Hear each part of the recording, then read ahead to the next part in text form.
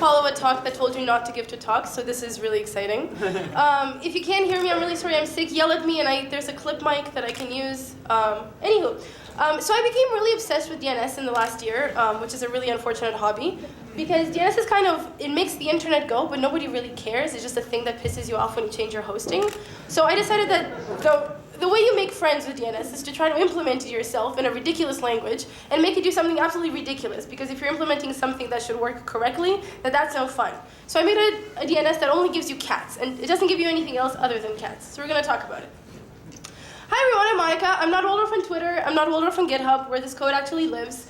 I'm a Chrome engineer. I work here in Montreal. I'll be at the Google booth all day, so you can come and say hi and ask me about what I actually do. That is never DNS, I can promise you that. And we're going to talk about DNS. So DNS stands for Domain Name System, and it's basically a giant phone book for the internet. Every time that you see a URL that your brain can parse and doesn't like instantly forget it, that means it's not actually a thing. That's not how the internet works.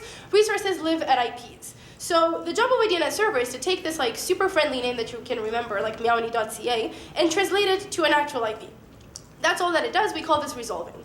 So Cat-DNS is my brilliant baby that I concocted in a week, and it also maps a normal URL to an IP, but that IP is always going to give you a cat. You try to go and check your email, you get a cat. You try to go to google.com and get other cats, you get the cats that I pick for you.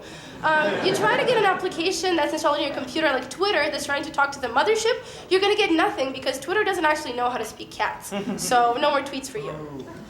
The way that this actually looks is like this. So what it actually goes behind the scenes is that it takes you to a web service that one of my coworkers wrote.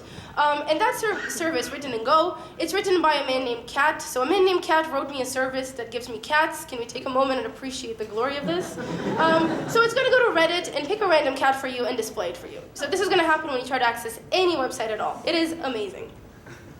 So if we want to actually write a DNS server and become friends with it and not be scared when it actually comes up, we need to understand a couple of things.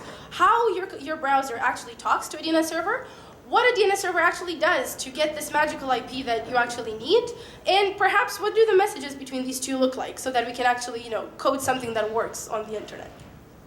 So, browsers talk to DNS servers over UDP. UDP stands for User Datagram Protocol, and it's basically a super simple version of TCP/IP. Somebody on Reddit called it the honey badger of internet protocols, and that is because UDP does not give a shit. It doesn't care about anything. It doesn't do any authenticating, so anybody can talk to anybody over UDP. It doesn't do any handshaking, so it's none of this like Canadian politeness. Hi, I'm the server, I would like to know this. Oh, hello there, client, I'm going to tell you this thing. None of it. You just like speak, you rudely yell it over UDP. So it doesn't have any state. So all the messages are super new and super fresh and super exciting because UDP does not remember anything at all. Everything's always exciting. It's really good for DNS because DNS servers are really chatty. Remember that I told you every time you write a normal URL that you can understand. That's not a thing, and a DNS server has to do work for that. So imagine that you write the simplest website ever. You're going to import jQuery, because why not? You're going to import a CSS file, because why not? That's like 2 files at least. That's 3 conversations that any browser has to talk to a DNS server to get those. And now imagine like you're including resources and stuff. It's an entire essay. So UDP is really great. It's really fast. It's amazing. 8888 is the Google public DNS. Anybody can use it, and it came out around 10 years ago, I think. I'm not exactly sure. And when it came out, they published some stats, because everybody was really excited to see how this actually worked. And in its first year, it was getting something like 800,000 requests a second. That is 70 billion requests a day. That's not one machine that's doing this. It's a cluster of machines under somebody's desk, probably, by now. But this just like illustrates how chatty DNS is, which means that DNS has to be super fast. It doesn't really have time to be polite or do a lot of computations because it has to respond to everybody really, really quickly all the time. On average, this DNS server used to respond in 45 milliseconds. I think it's much faster usually because we get to cache a lot of things, and we'll talk in great detail about caching. But the reason why I'm showing this is because I want to brag. Cat-DNS responds to everything in 7 milliseconds. But remember, it only speaks cats. So not very useful. All right. So at the super top level, what happens with a DNS? This is where you should start paying attention. Up until now, it's just glitter.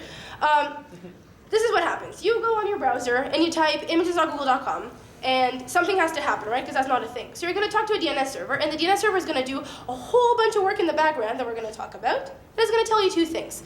It's going to echo the question that you answered, because your browser is probably making like 100 DNS requests a second, and it needs to know what you're actually answering to, because remember, no state. And it's going to tell you a TTL, which is the time to live, and we'll talk about that later, and it's going to give you the IP of the thing you're actually looking at. So let's see how this actually works. The first domain name server that you're actually hitting, it's called a recursive name server. It's a little bit special. If you've never specified it in your internet setting or your router settings, it comes from your ISP. So Videotron and Bell and Rogers and wherever you come from, they all have their DNS servers. If you want to not use those, you can use 8888, or you can use a fancy one that you pay for and lets you watch American Netflix.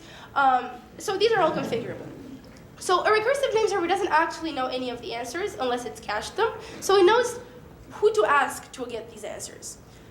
So the first thing that the recursive name server is going to do is going to ask something called a root name server. We think about host names as something.something.tld. They actually end in a dot. So it's actually images.google.com dot. And that dot at the end tells you the first thing that you have to do is figure out what's going on. You need to ask a root server. So root name servers don't know anything about images.google.com, obviously, but they know things directly below them. So things like TLDs. Like they know what the address of a .com name server would be. Trivia time, who's excited? There are 386 root name servers in total as of last January. These are actually like physical machines. There are only 13 addresses, so they go a.root-server.net, and there's like 8 through M. And the reason why this is happening, so there's only like 380 of them in total, is really sad. It's because, so all the communication happens over UDP. So that means if you want to get all the root servers, you need to ask somebody that's going to respond in a UDP packet, which is 512 bytes. So if you take away the header and other like nomenclature that you have to add, you can only fit 13 addresses in total in a UDP package. Those are all the root servers you're ever going to get. Congratulations. Cool. So now our recursive name server has hit this root server, and it knows that it has to ask a .com name server about images.google.com. So it's going to go and do that because it was so exciting the first time, and the .com name server also doesn't know anything about images.google.com. However, it knows, again, about things directly below it. So it's going to tell you, I don't know about images.google.com, but I know about google.com. So you should go ahead and ask the google.com name server, and you're going to have better luck. So finally, we're going to hit this google.com name server, which obviously knows about images.google.com, like knows for a fact. And we say that this is authoritative. And it's going to give you the IP. Authoritative records are things that you can trust, because that means they didn't cache them or hear them, like they're not hearsay answers. They know them for sure. So they're things that you can trust very well. So it's going to give you back the IP. You finally got this IP that your browser was looking for. You can give it back. Oh my goodness, this was so exciting. We just loaded images.google.com, not any of the CSS or the content or any of the images, and we didn't actually get to see any cats. And this took like 20 steps. This is not good. This is not actually how DNS works. So every single one of these DNS servers has to cache a whole bunch of things, because otherwise it would take far too long for you to get to your cats. So things like your recursive name server, so the one that comes from your ISP, is going to remember all of the addresses of the root name servers it's ever going to see. And it's going to remember probably the .com ones and the google.com ones, because people ask about google.com a lot of the times. And so, and all of this like caching propagates at different levels. So everybody remembers everything they've been asked before. And the way this works is because of that TTL, so the time to live. And that's basically how long you can remember one of these mappings, like between a URL to an IP, before they start growing mold on them because they've gone bad. If you have your own website, a lot of your hosting providers let you set a TTL, and you might be really tempted and be like, I want it to be a second so that it always works. That's really gross, because that means nobody can cache your blog about Justin Bieber, so you probably want to give it like a higher TTL so that you're nice to all the DNS servers out there. Like Google, for example, google.com, the website, not any of the name servers, have something like 5 to 10 minutes. On top of that, as if this wasn't enough caching, we have a browser cache. So most browsers nowadays, I can only speak about Chrome really, and if you go to Chrome netinternal/DNS there, you can see what your browser has been caching. And the reason why you do that is because, again, remember, DNS has to talk to everybody all the time, anytime it happens to be a URL. So it'd be really useful if your browser just spoke less to a DNS server. So that's why the browser tries to remember a whole bunch of things. If you go to that website, this is what it looks like. You tend to cache a lot of like the ad click domains because nobody really wants to resolve them over and over again, especially if you get like 10 of the same ad provider on the same page. You can cache super local resources. So if you're loading your blog and all of your like CSS includes and stuff like that are relative paths, we're not going to have a DNS conversation for all of those because we've already resolved the one IP. Unfortunately, all this caching leads to a disaster. You know, like that awful thing that people tell you, professors tell you in university because they think it's funny and it's not actually not, that there's only 2 hard problems in computer science and it's naming things and cache invalidation. Guys, cache invalidation is a thing. So the problem with caching all these things is that we don't really know when to clear them correctly because we have to check the TTLs, and all of us are using different caches. So what's going to happen is that if you update your hosting for your blog, you're going to refresh it until it shows up to be the right one, and you're so excited, and none of your friends are going to see it, and you panic because you think you did it wrong. And the reason why that's happening is because you're having different computers, so your browsers probably have different caches, and you're probably hitting different DNS servers because you don't have the same ISP. So everybody is hitting just different TTLs around the world. So there's a really neat website called whatsmydns.net that tries to tell you how things are going for you. So it knows something like 40 or 60 DNS servers around the world, and you type in a host name, and it's going to go and ask all of them, like, hey, what do you think this is pointing to? Hey, what do you think this is pointing to? And you can see how your new IP propagates around the world. It's pretty exciting. The other thing that happens with caching is that things can go really bad, also because of that TTL. Basically, the TTL is the plague of everybody's existence. So the worst thing that can happen with cache is that you can poison the cache. So that basically means that I'm going to shove a really shitty record in your name server cache, and I'm going to do it for a really long time, so you never realize it's a shitty record, and you can't clear it up anyway because it's never going to die. So if you remember when we were doing the little dance over there, our recursive name server was super excited, had found out the address of a .com name server, and the .com told it, hey, I know for a fact this is where the Google name server lives. But what happens if we somehow manage to like infiltrate the .com name server and we pretended that we're actually a Google.com name server, but we're not. We're a really crappy website. We're from like Russia or Ukraine, and we just want to install Candy Crush on all of your devices. So what we're going to do now that we've convinced this .com server that we're super legit, we're not, when the recursive name server is asking us about images.google.com, what you're going to say is, oh, I know about images.google.com. Have this IP and have it with a TTL of like 10,000 minutes. Good luck. So now you have Candy Crush on all of your devices, and everybody who hits this recursive name server is going to have Candy Crush. So we as a malware server have succeeded. This is actually a really hard problem to solve. There's a giant movement called Dns Sec, which is really hard and I don't want to talk about it because that's like an hour-and-a-half talk. But you should go look it up because it's really interesting. It's really hard to actually prevent name servers from getting corrupted like that and getting poisoned. Cool. So, oh my goodness, we know so many things. We know how our browser talks to a DNS server. We know what a DNS server should do to actually get these answers. So we should write our own, and we should clearly read the RFC because that's how people implement things, right? No. So the RFC is written in like 1987. It's a giant long page like every other RFC. It's written in Query New. The readability plugin doesn't actually make it readable. It's really painful. If you try to actually read the message specification, you won't understand anything. And that's like the last of the good news. The fact that you don't understand what's going on because you keep reading it and you just get depressed and depressed because you think you're never going to get there. We have tools, you guys. We're developers. Tools are our saviors. The best tool, the simplest tool, is Nslookup. Nslookup, you basically just say nslookup.google.com, and it's going to tell you what a name server returns. So we can see that over there, it's telling us what server it's hitting, so we actually know which recursive server we're hitting to. If I had manually configured it to 8888, it would be 8888, and it's going to return 5 answers. It's going to say it's non-authoritative, and this shouldn't surprise us, because remember, recursive name servers are not authoritative, they've just cached everything. If we directly would have asked the google.com name server, that would have been an authoritative answer. And that's kind of boring. That's not very exciting. It gets super exciting if you do something silly like nslookup.waldorf.github.io. That's where my blog lives. Thank you to GitHub. It's sitting for free on their hosting pages. And we get a really strange answer about how this is also not an authoritative, but it's actually a canonical name for this generic web service that doesn't say anything about cats or Monica in its name. This is called a static IP. So the way hosting actually works is that you cannot give every individual in this room an IP so that they can hold whatever Justin Bieber blog they want. That would be silly. All the 16-year-olds would have taken over the world already. So what hosting sites do is that they have this giant server, and this giant server has its own IP address.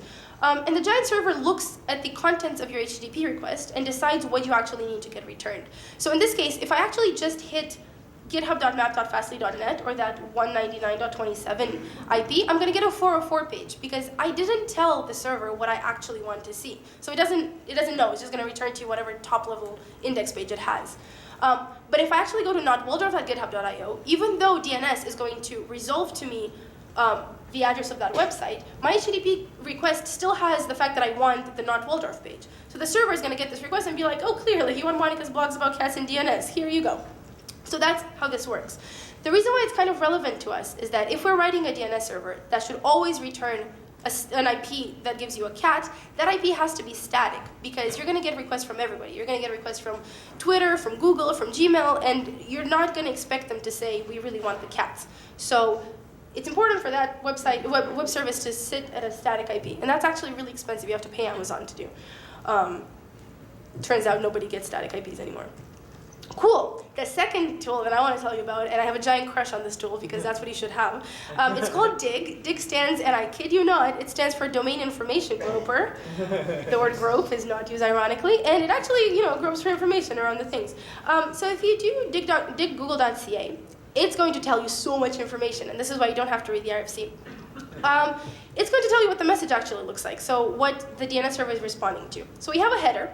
And if we actually, install Wireshark and other things, we notice that the DNS messages, the queries, and the DNS answers look exactly the same, except for like 2 fields in the header and then an extra answer section. Because I guess people wanted to be really simple in 1987. So the message format is really simple and it's the same. So we have a header and it tells us things like, is this a query? Is it an answer? What sort of flags we have? We're going to get a question section, so this is going to exist both in the question and in the answer. And it's really simple. It tells you the thing that you're looking for. The fact that it's an internet record, I think you also get like chaos records, and I don't know what chaos means, but it's a thing. And it asks you for an A, so an address record. It could be a CNAME or a certificate, but in this case, we're literally just asking for, the address record of that. And then it's going to tell you a whole bunch of things. It's going to echo back everything that you've asked it because you need to know what you're getting an answer to. And it's going to give you the 2 things that I told you it would because I didn't lie to you, the TTL and the IPs. And that's it. The reason why it gives you 5 of them or 4 of them, it's because Google tends to be geolocated and load balanced, so your browser can choose to hit any of these, and it's going to get the same result.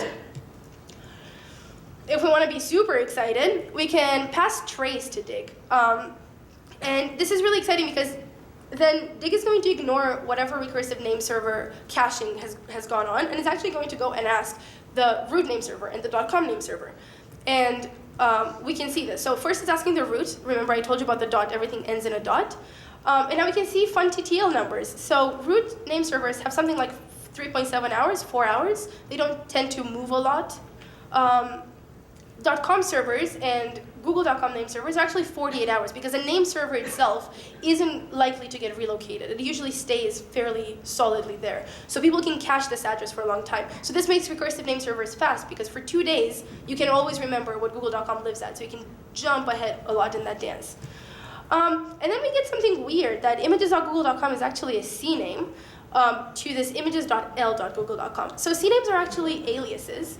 And it's basically pointing to a specific cluster instance of images.google.com. This is really easy if, for example, I would want to also make, Monica's images.google.com, but I wanted to always, because right now I haven't implemented anything, always point to images.google.com. So if that server moves, because everybody's getting an alias for it, all of the other aliases also work, because you don't have to point to a specific cell. Guys, Dig is amazing. Is everybody excited? You should go home and play with it. I love Dig. Yeah! We have one converter. Cool. Oh my goodness. So now we know how to talk to a DNS server. We know what the DNS server should do. We know how our browser needs to talk to it. We're so excited. We're ready to code this. Who's excited? Yeah. So I was wondering what I should code it in, and I chose Node.js because somebody on Hacker News told me that's going to make me metal. And don't forget, I'm a C++ developer, so I'm never going to be metal in my entire life. I generally try not to piss off the compiler. That's my daily life. So Node.js, guys, we wrote it. It's also really simple because it's like 50 lines. And most of it is just me concatenating things to strings because I don't know how to parse bits.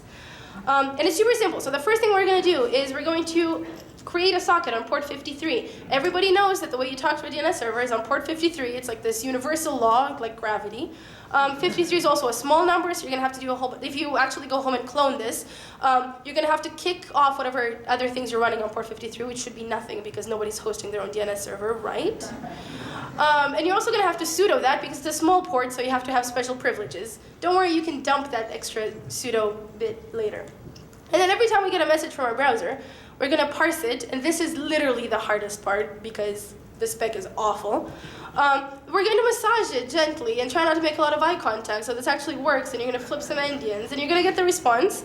And all you have to do in there is just shove either the IP of a cat service or the legitimate IP of Imgur and hold that thought in your mind for 25 seconds. Then you're going to do a maniacal laugh because you've just screwed over somebody who wanted to check their email and you're giving them a cat, and then you're going to give them a cat. And that's it. You wrote your own DNS server. Congratulations. So let's talk about Imgur. Remember, if you saw that screenshot, so we always see an image of a cat. If we don't actually know where Imgur lives for a living, that means we're never going to get an image. Because the way this works is, oh, I want google.com. Oh, here you go. Have this IP of Monica's web service that gives you cats. And when we're trying to render that, the cat lives in an Imgur image. So your browser is going to be like, hey, DNS server, I need to see this cat. Can you resolve this for me? And your DNS server is going to be like, oh, yeah, here, have the address of Monica's web service that gives you cats. So it's going to be super circular. So that means that if you want to display the Imgur image, you need to know where that image actually lives. So we're actually authoritative about cats and Imgur. You can also go directly to any images of dogs if you want to. Yeah. So that's it. That's all we did. By the way, all of these are my ridiculous cat, except for the cat at the end, which is one of my coworkers' cats. My cat is just made for PowerPoint slides, Keynote slides. So let's learn something from this. We've learned that the DNS is sort of your gatekeeper to the internet. If you have a really crappy DNS, you're going to have a really crappy internet experience because you're going to wait a lot to load anything. And whenever you're complaining your internet is really slow at home, maybe you're just using a really crappy DNS. Try 888, see if your life is better. So you can pick a faster one, like the Google one, or not. You can also host your own if you're super sadistic and have nothing to do with your time. So you can like wire up an instance of Bind. Bind is an open source, questionable DNS that you can host your own. Actually, a lot of the ISPs use Bind, which is pretty terrifying because it's not amazing. But you can host your own, and if you're like paranoid about privacy, that's a thing you can do because ain't nobody gonna be sniffing your DNS records because they're yours.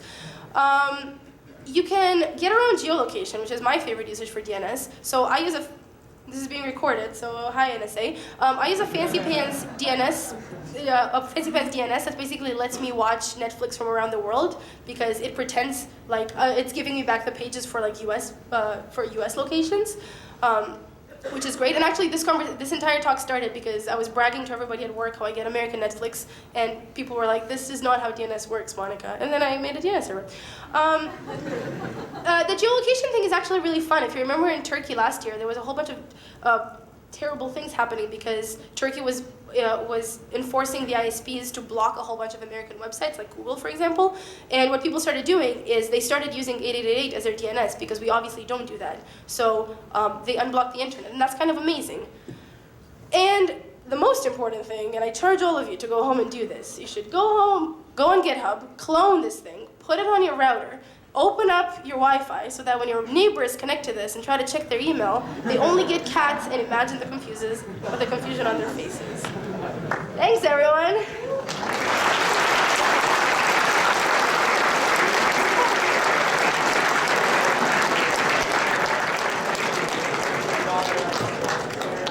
Ask me things about cats and DNS, and I'm on the way to lunch, so maybe don't ask me things. We have 5 minutes for questions. Please don't ask me things like, my Chrome is doing this weird thing, is it you and can you fix it? I can't. No? Oh my goodness. Were you able to provide cats all over the world? Or was it only in Montreal? Cats all over the world. It is a universal. No, but the one you made. So the one I made, you have to host it locally because I haven't hosted it on a server. So if you host it locally, you obviously get the cats. You didn't do DNS poisoning? No. It's a polite name server. Also, you can host dogs if you change whatever you want from Reddit. So if you were talking about a Netflix unblocking DNS service, not asking Hi, you Mom. which. Please pick me up from jail later. Might have to bring some bail. My question is that DNS just resolves like the IP of the server. How does that change where the server sees you coming from? So the Netflix thing is actually a little sketchier because they actually man in the middle you for a bunch of the Netflix requests. What they do, essentially they return to you the American, like they resolve the American page for you and they return it to you because they have a whole bunch of servers that they're actually located around the world. So it's kind of like a VPN. And the actual files, like the movie files, aren't geolocated, so that works fine for you. For things like Hulu, which works fine, is just because Hulu has a super simple, I'm going to check your IP and see where it's coming from. Oh, is it coming from Canada? Sorry, you're not even going to get any internet content because that's just what their server does. So this DNS is super easy because you're going to hit it and they're just going to resolve as if you were in the US. So you're going to just get the correct IP. So your browser, even though it's not in the US, it knows which server to hit, and Hulu has a really stupid implementation so they don't check any further. God, I'm so glad this is recorded. Cool. Thanks so much, everybody.